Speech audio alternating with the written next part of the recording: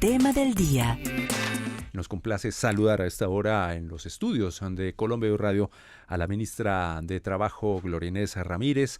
Noticia fundamental en el Congreso de la República, aprobada la reforma, la ponencia positiva de la reforma laboral, luego que se archivara también una petición que buscaba archivar, digámoslo de esta forma, la oposición buscaba archivar, se hundió ese tema y se le dio respaldo a la ponencia positiva de la reforma laboral en nuestro país y que ha recibido en las últimas horas, compañeros y colombianas, importante respaldo de la Organización Internacional del Trabajo.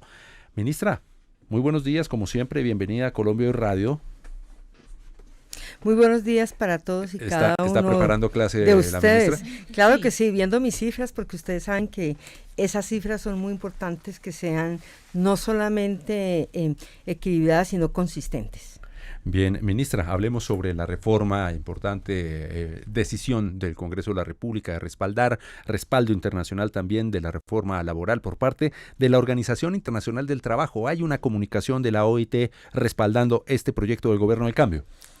Para nosotros ha sido muy importante que justamente el día de ayer, en que estábamos en este debate en la Comisión Séptima de la Cámara de Representantes, llegara a nosotros la reafirmación y ratificación del acompañamiento de la OIT a estas reformas, tanto a la laboral como a la pensional, porque ustedes saben que esta es la máxima organización a nivel internacional que hace referencia a lo que significa el mundo del trabajo. Y es muy importante porque esta organización es tripartita, es decir, donde están los empresarios, donde están los trabajadores y donde está el gobierno. Y por primera vez Colombia asiste un gobierno distinto, un gobierno de izquierda, un gobierno que tiene muy claro que hay que trabajar hacia los estándares internacionales y que tiene una decisión política de cumplir con los compromisos que el país ha tenido tanto con la Organización Internacional del Trabajo como también con compromisos que ha adquirido en los tratos bilaterales con otros países del mundo. Para seguir haciendo esta labor pedagógica, informativa, la información tal como es de primera mano en Colombia Radio, como siempre, esa es nuestra propuesta y nuestra apuesta para la claridad de todos nuestros oyentes. Dos reformas importantes, pensional y laboral, ambas están haciendo tránsito en el Congreso de la República y van bien. Sí, las reformas están avanzando. Yo pienso que es muy importante decirle al país que el Congreso de la República ha avanzado en un proyecto que tiene como eje central la estabilidad laboral y también, desde luego, la formalización del empleo.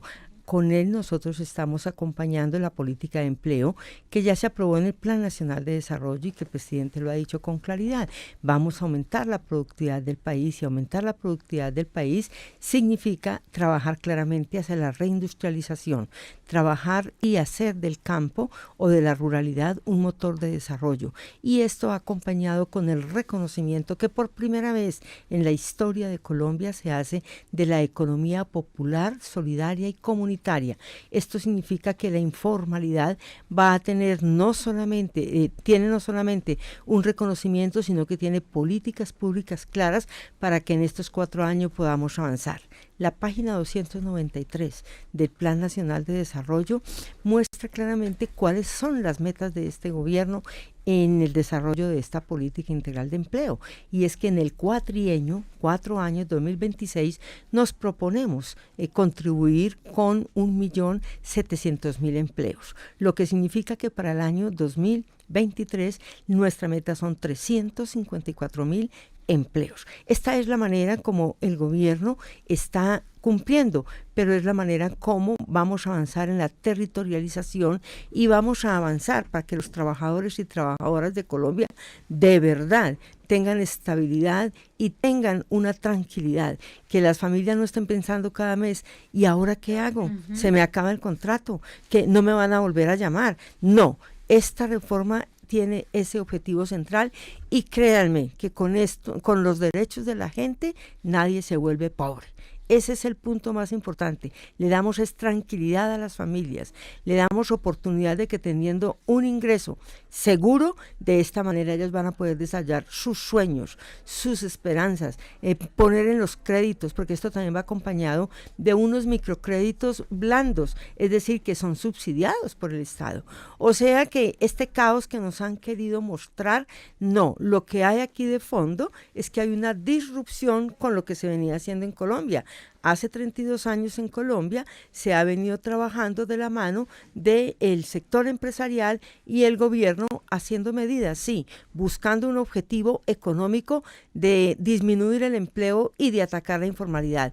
Pero resulta que esas medidas solo han sido un pretexto para recortar los derechos de los trabajadores y no se han cumplido las metas ni de desempleo ni de informalidad. Hoy lo que nosotros pretendemos es todo lo contrario. Entendimos claramente que los derechos son muy importantes para que la gente tenga esa estabilidad y seguridad emocional y con ella la de los ingresos. Y lo segundo es que no ponemos el empleo ahí en primera parte, sino que hemos hecho una política especial, pensada, diseñada para que Colombia avance. Y lo ha dicho claramente el presidente, no es solamente explotando la minería, no, es a través de la reindustrialización, que es la que aumenta la productividad. Vamos a ponerle ese plus a esas materias primas que nos permitan que efectivamente los colombianos mejoren su calidad de vida. Bueno, ministra Gloria Inés, digamos que lo que ocurrió ayer efectivamente abre la puerta definitivamente al debate del proyecto en el Congreso. Me refiero a lo que ocurrió ayer con la aprobación del informe de ponencia en la Comisión Séptima. Dicho eso y ocurrido eso, entonces, ¿qué debe pasar antes del 20 de junio? Hay una frase que dice despacio y con buena letra, ¿cierto? Y creo que así es que hay que llevar despacio que voy de afán. O despacio que voy de prisa. Vístame despacio que estoy de afán, decía Napoleón. Exacto. Entonces, creo que eso aplica perfectamente para el trámite de este proyecto, pero la pregunta va dirigida, ministra. Ya aprobado el informe de ponencia, ¿qué debe ocurrir antes del 20 de junio? Que es como esa fecha referente que hay porque pues se cierran sesiones ordinarias. Lo primero y más importante que es la ponencia es que sigue vivo el proyecto. Claro. Es decir, el proyecto no se archiva, que era lo que estaban buscando algunos cuando nos decían, déjenlo para la otra vigencia, para la otra legislatura. ¿Cuál era el problema? El problema es que hemos hecho un proceso de construcción muy participativo.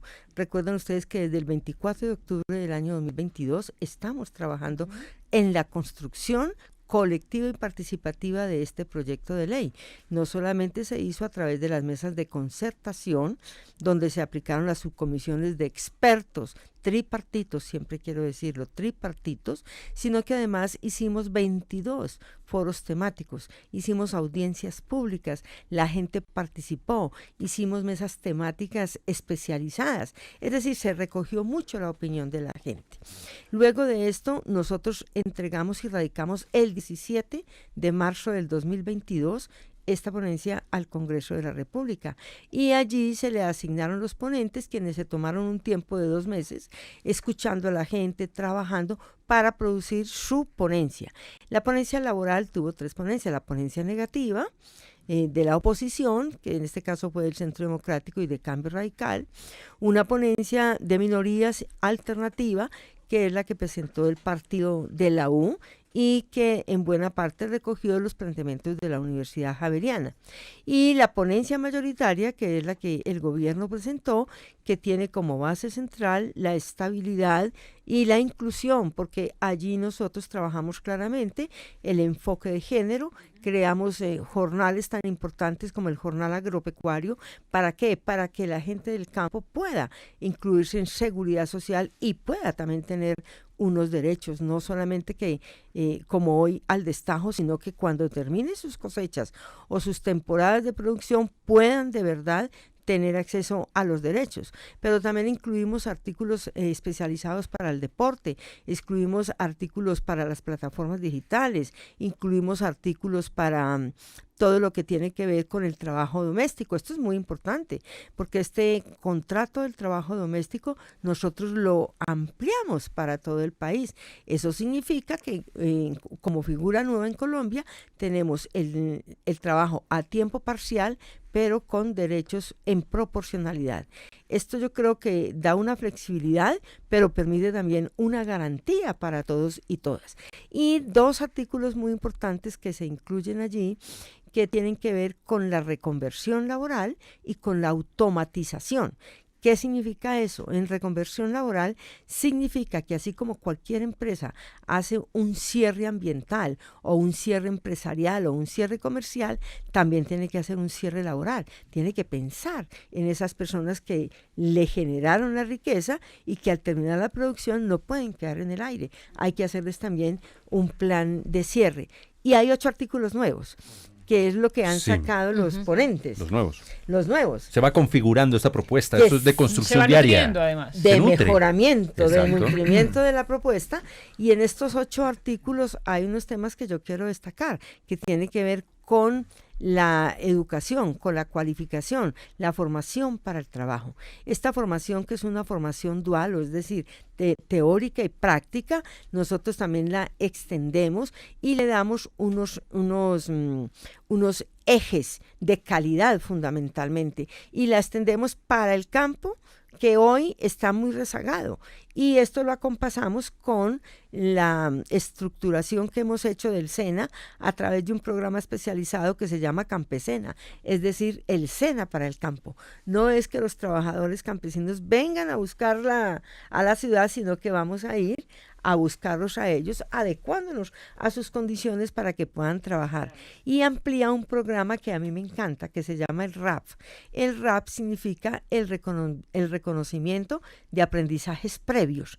Eso significa que las personas tienen un conocimiento que no está validado por la academia. Entonces lo que hace este programa es que va y las visita, las capacita de acuerdo al conocimiento que tengan, a sus competencias, y luego las certificamos. Esta certificación, yo pienso que lo primero que hace es que aumenta la autoestima de la persona, pero dos, le da tranquilidad a la comunidad, porque sabe que lo que esta persona está haciendo está también certificado. Y este es un artículo nuevo, y colocaron otro artículo que es muy importante, que es el trabajo asociativo y el trabajo familiar.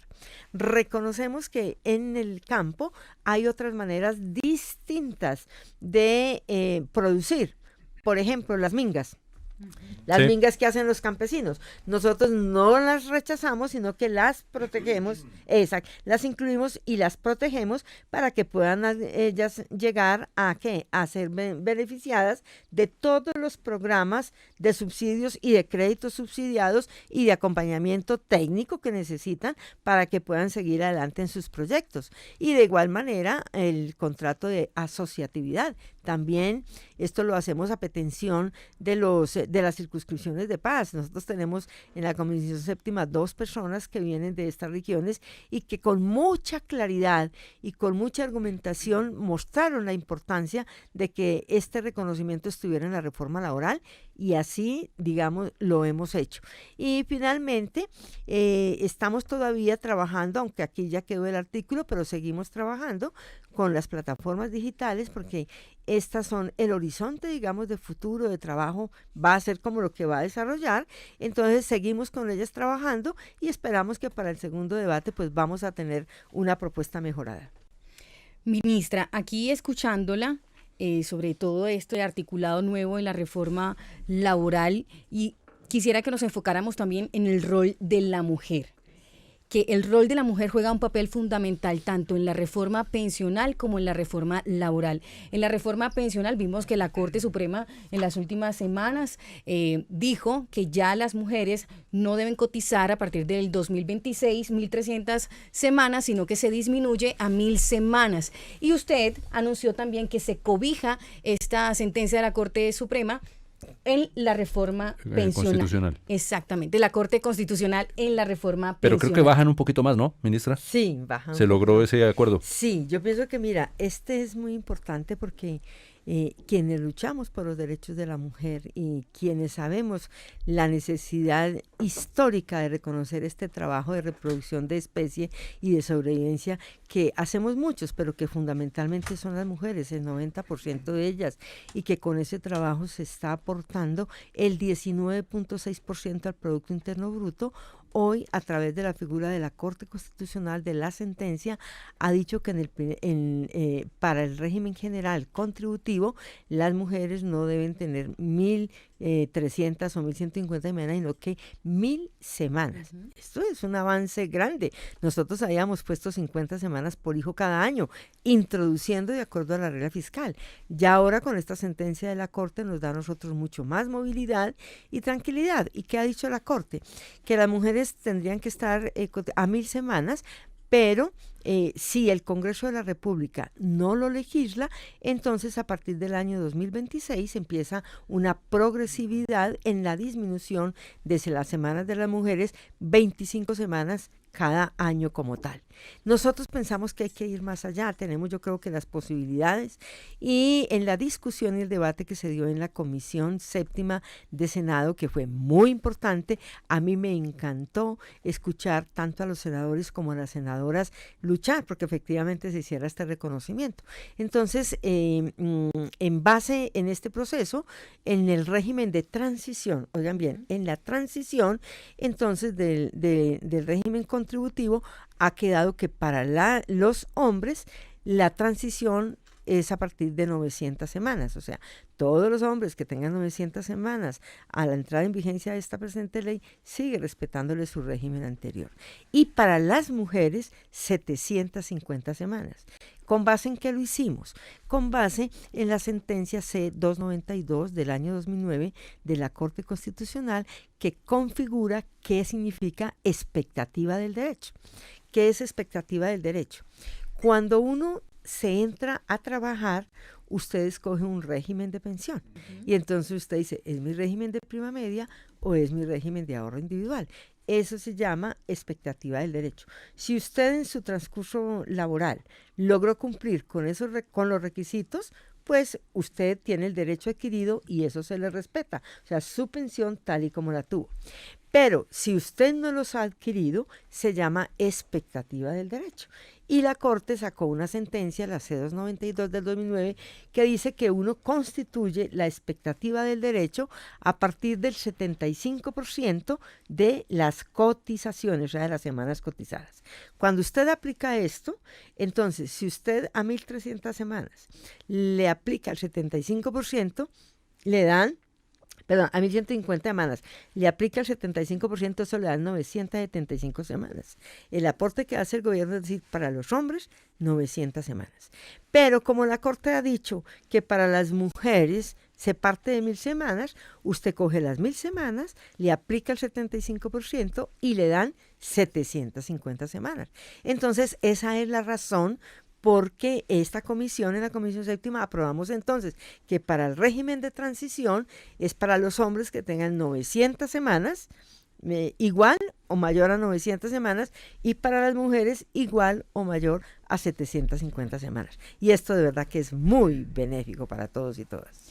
Ministra, le quiero preguntar, ya que justamente estamos mencionando y hablando del tema del enfoque de género y de las mujeres, porque he visto que han estado socializando la Inspección Laboral de Equidad de Género y han estado yendo además a los territorios. Estuvieron en Neiva hablando con varias mujeres de esta región. ¿Cómo le ha ido con ese proceso? Y por otro lado, le quiero preguntar, ministra, también aprovechar aquí el 2x1, porque usted hablaba de las plataformas, ¿no? Hablaba de las plataformas. ¿Está de promoción informativa? Sí, toca aprovechar a la ministra cuando viene. Hombre. Ministra, usted hablaba entonces de las plataformas y es claro que el mundo va hacia un camino de digitalización. También quiero saber entonces cómo está el tema de los generadores de contenido. Cada vez más se trabaja con las redes sociales, yo trabajo con las redes sociales, Claro, y entonces necesito saber cómo va la cosa por ese lado. Eso está muy bien. A ver, entonces, primero, frente al grupo élite de género. Mira, esta es una política que la trabajamos con el presidente Gustavo Petro y con nuestra vicepresidenta Francia Márquez. ¿Y esto qué significa? Significa que hay un grupo especializado de inspectoras laborales que han asumido con claridad el enfoque de género. Ellas son abogadas todas, pero tienen el plus de que vienen trabajando en todo lo que significa los derechos de la mujer y la equidad de la mujer. Y a nivel laboral hay un punto que se llama acoso laboral, que va de la mano con el acoso sexual. Entonces, y también articulando con lo que significan las brechas de género en materia salarial. Este equipo de mujeres, que este año lo vamos a ampliar mucho más, porque progresivamente hasta el 2026 nos hemos colocado una meta de tener 500 inspectoras laborales del grupo de élite de género. Ellas hacen unas brigadas, son visitas a las empresas, pero también visita a la informalidad, porque muchas de ellas son informales y no tienen ni la seguridad social y también son sometidas a fenómenos de acoso tanto laboral como sexual. Entonces, nosotros hacemos unos protocolos y con ellas vamos avanzando, las vamos guiando, las vamos también preparando y con el ánimo de que lleguen a tener la seguridad social. Segundo, si la empresa las está violentando, pues procedemos con las empresas. En primer lugar, hacemos un elemento como de sensibilización y de promoción, y luego ya, si se reincide, vienen los elementos de la sanción, fundamentalmente. Aquí hicieron brigadas, estamos haciendo brigadas en lo que fueron los San Andresitos, en las plazas de mercado, en varias fábricas también de aquí de Bogotá, pero como usted lo ha dicho, lo estamos haciendo también territorialmente, y próximamente vamos a toda la producción de las flores, porque allí mayoritariamente el personal que se contrata son mujeres. Ministra, siguiendo con esta línea de equidad de género de mujeres, hay algo que me causó mucha curiosidad y usted mencionó el número de hijos para la pensión. En la actualidad hay muchos jóvenes que dicen que no quieren tener familia, que no quieren tener hijos. ¿Cómo está relacionado el tema de la pensión, trabajo y número de hijos en las familias actuales? Bueno, eso es lo que se llama el bono demográfico, o sea, los espacios que se están dando y lo que se dice que es un proceso, digamos, de problemática estructural que tenemos estos países, sobre todo los países asiáticos y los países latinoamericanos, porque ya Europa la vivió, y Europa vivió este problema demográfico de que la población se envejecía y a un ritmo mayor, más acelerado que la llegada de jóvenes al sistema, lo logró enfrentar a través del proceso de aumentar la productividad. Por eso el conocimiento aquí se vuelve esencial, y ustedes ven que en la reforma laboral nosotros hemos colocado como un eje fundamental esa articulación, no solamente con la formación para el trabajo, sino también con el sistema de formación formal, para que los que no quieran ser solamente técnicos puedan seguir en su escala tecnológica. Aquí entonces lo hemos articulado directamente con educación, con conocimiento, y hemos colocado un punto, toda proceso de formación para el trabajo tiene que llevar incluido un proceso de formación tecnológica, que es lo que nos va a permitir a nosotros, digamos, avanzar. Y con las plataformas estamos trabajando mucho para proteger a los trabajadores de ellos, porque la plataforma produce unas aplicaciones que son el instrumento para que las personas lleguen allí a trabajar. Detrás de ellos hay un algoritmo. Por eso ustedes ven en la reforma que trabajamos la transparencia del algoritmo. Es decir, que el algoritmo no es un fantasma, está ahí y es el que hace el seguimiento a la persona, la subordinación, etcétera, etcétera. Pero también aquí hay un proceso de lo que llamamos la soberanía del tiempo. Es decir, que la persona tenga la posibilidad de desconectarse y que esto también le sea reconocido. Algo así como cuando un médico está en disponibilidad. Ya hay ley. Sí, ya hay ley. Después de la jornada laboral, sí, no me descanso. molesten. Pero como aquí la jornada laboral es distinta desde exacto. el punto de vista de que es de acuerdo a las necesidades, entonces lo que hacemos es asemejar a lo que ocurre con los médicos. Los médicos un sábado no trabajan, pero cuando están de turno les toca tener disponibilidad. Claro. Esa disponibilidad significa que usted no se puede mover, que tiene que estar para cuando lo llamen. De igual manera aquí, entonces se llama la soberanía del tiempo. El tercer elemento que se tiene con ellos es el derecho de asociatividad, porque muchos de ellos ustedes ven que no están en condiciones laborales bien, están viviendo situaciones de riesgo, pero sobre todo no tienen como seres humanos una protección.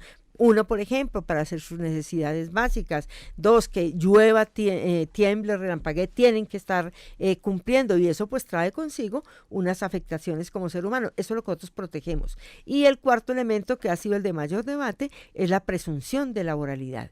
Entonces, en la reforma ha quedado el contrato digital especial, y esto lo estaremos reglamentando, y por eso es que tenemos todavía la mesa técnica con ellos, que estamos avanzando para que podamos llegar lo más consensuado, que es que la gente se proteja, que se le pague su seguridad social, que tenga la protección de riesgos laborales total, y de esta manera la comunidad se sirve, a la sociedad le sirve, pero ellos están protegidos y no mantenemos el fenómeno de que son empresas que tienen altos capitales, más de $1.000 millones, y no tienen no dan garantías a sus trabajadores. Para no hablar del nombre, pero ya todos sabemos de quién se trata. Ministra, bueno, lo que pasa es que aquí, como la ministra tiene semejantes responsabilidades en las manos, que es pensional y una laboral, y una, ¿no? Entonces aquí la vamos llevando a una y a la otra. Sí, ahora hay que ir y volver. Ella nos responde perfectamente sobre, estamos hablando de reforma laboral, de repente llega una reforma pensional y ella de una vez cambia el chip. Como buena profe. De una vez claro, va explicando. Y entonces esto para decirle que la voy a devolver a la pensional, ministra, porque quisiera saber, la pensional dije, ¿no? Sí. Porque hay un punto que creo que hace parte del pilar contributivo, que seguramente sí va a dar para discusión cuando ya el proyecto llegue a plenarias, y es la base de cotización que tiene que ir a Colpensiones. La propuesta original, es decir, la del gobierno, plantea que la base de cotización sea sobre 3 salarios mínimos. Había algunos sectores en el Congreso que plantean que no, esa base de cotización que debe ir obligatoriamente a Colpensiones no sea de 3 salarios mínimos, sino de 2 salarios mínimos. ¿Por qué es importante defender que sea la base de cotización de 3 salarios mínimos, como desde el comienzo se ha planteado?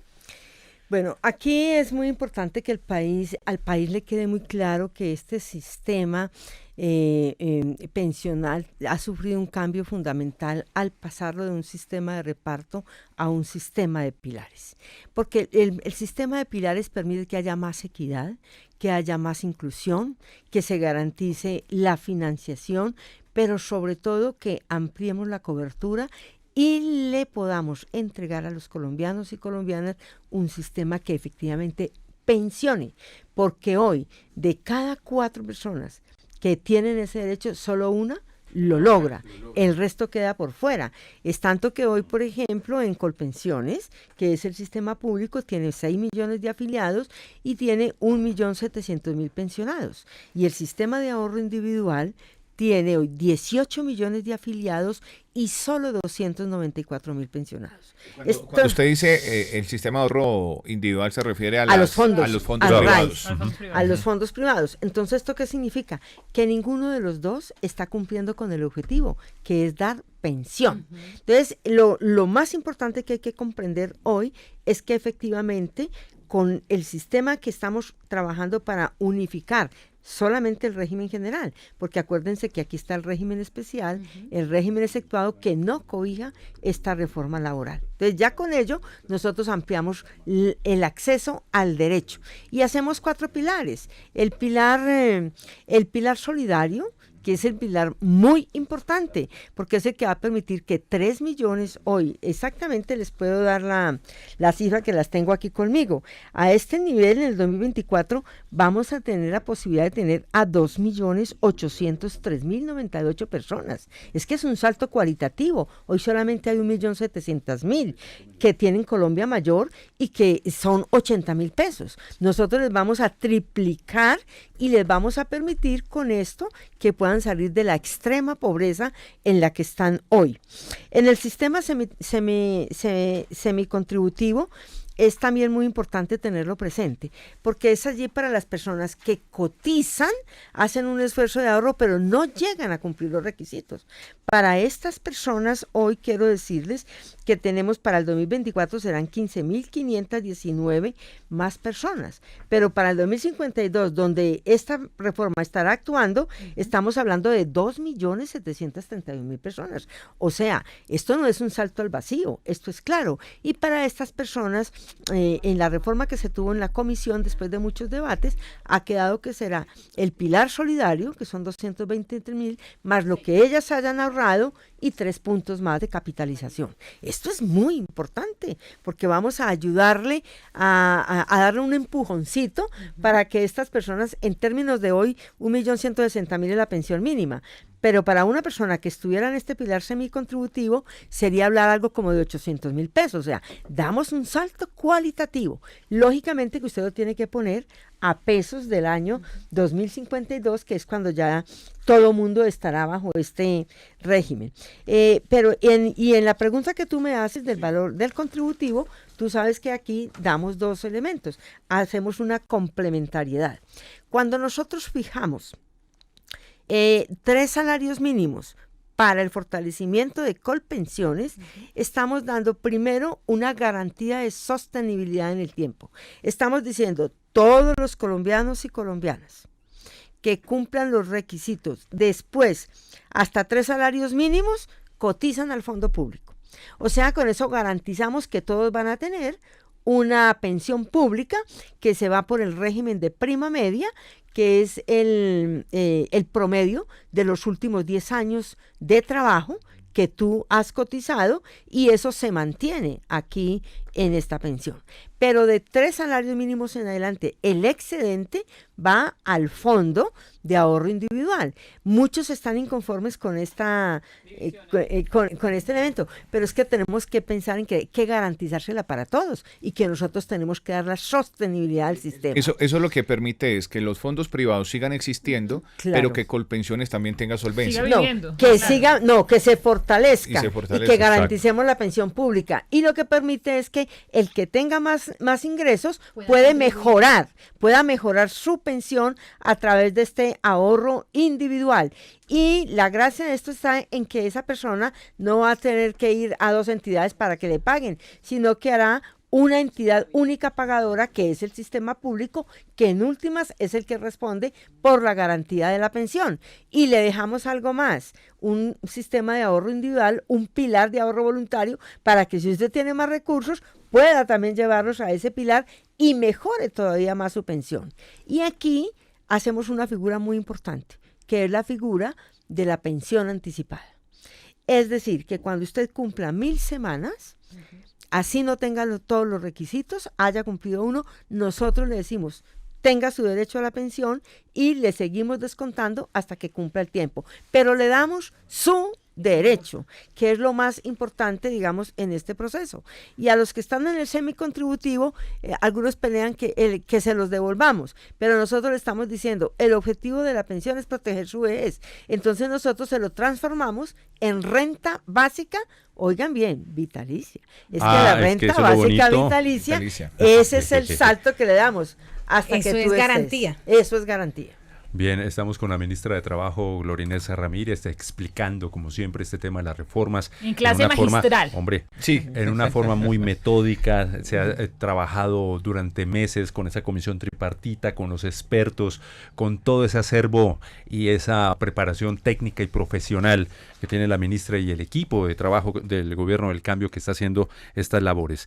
Sigo allí en ese cambio, no le cambio de chip todavía, ya para cerrar aquí, sí, en la pensional. Okay. Pero que enlaza a los 2 temas. Se habla acá, pues, en el machete, en el pastel que nos han pasado, en la copialina. En los apuntes. Sí. Aquí para las preguntas. Sí. Sobre el tema de los recursos, ministra. ¿Cómo se está trabajando en el tema de los recursos que se necesitan para hacer este cambio fundamental en las reformas junto al Ministerio? Sostenimiento fiscal. El sostenimiento fiscal. Y ahora que se presentó la reforma fiscal de mediano plazo hace 2 días. Sí, a ver, esto sí que es bien importante porque... La regla fiscal, perdón. Porque en esto nos han venido, estaban haciendo unas críticas que, como dijo nuestro anterior ministro de Hacienda no tenía ni pies ni cabeza, que es lo que nos planteó ANIP, porque ellos lo que hicieron fue un análisis de prospectiva, no un estudio actuarial. Pero aquí lo que le tenemos que decir a los colombianos y colombianas es de que con mucha rigurosidad hemos modelado pilar por pilar. O sea, pilar por pilar está modelado no solamente en cuanto a personas que se van a beneficiar, sino también en los costos fiscales, porque efectivamente nosotros tenemos que avanzar hacia allá. Entonces ahí la primera reflexión que le quiero dar es la siguiente. En Colombia, el sistema general de pensiones hoy, sin los regímenes especiales, estamos gastando hoy el 0,92% del Producto Interno Bruto. Con los regímenes especiales y exceptuados, llegamos al 3,6% del Producto Interno Bruto. Pero nos comparamos con otros países, como Alemania, como Japón, que invierten el 8 y 11% del Producto Interno Bruto en pensiones. Es decir, nosotros tenemos mucho espacio para crecer en términos de Producto Interno Bruto. Lo segundo que queremos decir, claro que sí, hay un pasivo pensional, pero ese pasivo pensional es controlable. ¿Por qué razón? Porque si yo paso de 6 millones de afiliados, como es el sistema público, a 18 o 24 millones de afiliados, pues se crece el pasivo pensional. Pero también hay que decir que entran también nuevos cotizantes, primera vez. Segundo, tenemos un programa de empleo económico que va a permitir que más personas puedan tener estos ingresos, y hoy en los traslados que hacemos no nos traemos toda la plata de una vez, sino cuando el afiliado cumpla con sus requisitos, inmediatamente pues viene su plata. Y lo tercero que tenemos que decir es que hemos creado un fondo de ahorro. Ese fondo de ahorro que tiene Colpensiones, que es el sistema público, está blindado. ¿Qué significa blindado? Significa que su plata solamente puede utilizarse para el pago de pensiones. O sea, no puede usarse para una cosa distinta. No era como en la época del Seguro Social, que llegaba el gobierno y sacaba de ahí, ¿de dónde? De la bolsa de las pensiones. No, aquí el gobierno ya no la puede tocar, porque hay un sistema de gobernanza. Se creó un comité autónomo y será mediante el criterio de fiducias que la plata puede ser invertida. Aquí tiene que aplicarse el criterio de portafolios que tienen hoy también los ahorros, los fondos de ahorros privados. Pero hay que decirle al país que hay un cambio importante. Los ahorros se respetan de cada quien. Lo segundo que tenemos que ver claro es que aquí hay un fondo de ahorro colectivo. Es decir, se aplica el principio de solidaridad y el principio de compensación, no como lo que tienen hoy, que hoy los fondos manejan la plata, le aplican el criterio de rentabilidad, pero le están diciendo a la gente que si se pasan acá, esto se va a acabar. No, es que ellos esa plata la ponen a rentar, no es que la plata está aquí en una bolsita para que usted la saque cuando la necesita, no, esa plata está rentando, el 60% está en el exterior y el 40% en el país, y ahí están aplicándose también a los TES, que son el sistema de la deuda pública. Nosotros lo que le estamos diciendo a la gente es claramente, este sistema de ahorro colectivo también estará blindado, tendrá la rentabilidad, y esos recursos solo se pueden utilizar para el pago de pensiones. Ese es el punto más importante en términos de tranquilidad, y es lo que nos va a garantizar que efectivamente estén los recursos para hacer el pago cuando usted tenga los requisitos como tal. Ministra, siempre un placer Sí, con estas explicaciones claras, concretas, de frente al país, explicando muy bien todo el tema, ese trabajo profesional que se ha hecho. ¿Alcanzamos? Bueno, no, vienen extras posiblemente, ¿no? No es posible, vienen las ya vienen extras. Sí, ya falta que las oficialicen. Nosotros en que estamos, entonces la reforma pensional está lista para que pase a su segundo debate. Yo pienso y quiero resaltar el compromiso riguroso con que se ha trabajado, y sobre todo que todos estamos de acuerdo con este sistema de pilares y que es un beneficio para la gente. Seguirán planteando la diferencia ahí de los 3 salarios, pero el gobierno tiene absolutamente claro que no se puede, porque si bajamos más, nosotros hemos bajado son los subsidios que se van marchitando, pero usted no puede tampoco llevar a una pensión, hombre, que no permita que los colombianos puedan sentirse cómoda con ella. Bien. Aquí le estamos garantizando una pensión pública que puede ser mejorada mediante el sistema de ahorro individual. Y quiero dejar muy claro, ningún sistema pensional puede hacerse solo a punta de ahorro. Aquí se necesita el trípode, los trabajadores, se necesitan los empleadores y el Estado. Esa es la garantía en última instancia de este proceso. No es para hacer los equilibrios macroeconómicos, es para garantizar un derecho que tienen los colombianos y colombianas a transitar hacia allá, y por eso estamos universalizando este derecho a la pensión. Mucha tranquilidad. Y para el tema de la reforma laboral es lo mejor. Colombia tiene que transitar hacia ser un país de derechos y que no permitan que ninguna matriz de opinión haga dar miedo a que nosotros podamos tener derecho a la estabilidad, derecho a un trabajo tranquilo con las prestaciones sociales. Juntos, todos y todas, vamos a avanzar. Es muy probable, Carlos Fernando, sí, señor. Y todos, ministra, que con lo que nos dice la ministra de las sesiones extras, ambos proyectos pasen antes de terminar este periodo legislativo. Es posible, pero en todo caso quedan vivas. Sí, no, claro, van a pasar. Ya están. Van a pasar, porque es que a la el mundo no se acaba el 20 de junio. Nos decía ayer el ministro Osuna hablando también de sus proyectos. Y el mundo no se acaba el 20 de junio y si hay que seguirlas trabajando. Se siguen trabajando. A la pensional le quedan 3 debates en plenaria para que quede absolutamente aprobada, y con lo que ocurrió ayer en la Comisión Séptima, donde se aprobó el informe de ponencia en la laboral, pasa también ya a plenarias, y antes del 20 de junio seguramente va a estar cumpliendo su primer debate en plenarias, y con eso sí que va a quedar absolutamente asegurado. Sí, vamos trabajando. A ver, el trámite es entonces a la reforma pensional. Pasa a su segundo debate en que puede ser en las extras porque es una ley ordinaria, pero si no, ya está viva para la otra legislatura. Y en la reforma laboral tenemos todavía en Comisión Séptima, tenemos la tarea de trabajar lo que es el articulado y el título, y ya con esto pasaría a segundo debate, que es la plenaria de Cámara, y luego pasaría a Senado. Sí, lo importante es que hoy están vivas y pueden seguir en las extras o en la próxima legislatura. Con un entorno muy positivo, ministra. Gobierno de Colombia, el gobierno del presidente Gustavo Petro, el gobierno del cambio, le está cumpliendo al país con sus reformas estructurales. Hoy está en manos del Congreso de la República. Carlos Fernando, para despedir a la ministra, quiero que cerremos este bloque con este entrecomillado de la ministra. Abro sus palabras. Nosotros le hemos mostrado al país que se puede construir en la diferencia. Ministra del Trabajo Gloria Inés Ramírez, tras la aprobación de la ponencia de la reforma laboral en la Comisión Séptima de la Cámara de Colombia. Ven que y sí se puede. Un ejemplo, en realidad, lo que está sucediendo actualmente con la reforma de la pensión y la reforma laboral. A través de las manos y el liderazgo de la ministra. Ministra, gracias. A ustedes muchas gracias, y al país también, porque hemos puesto al centro un debate muy importante de derechos, tanto en pensiones como en laboral.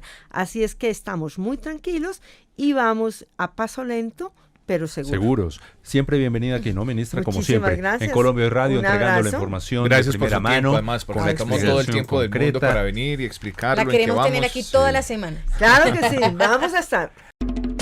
Colombia Hoy Radio.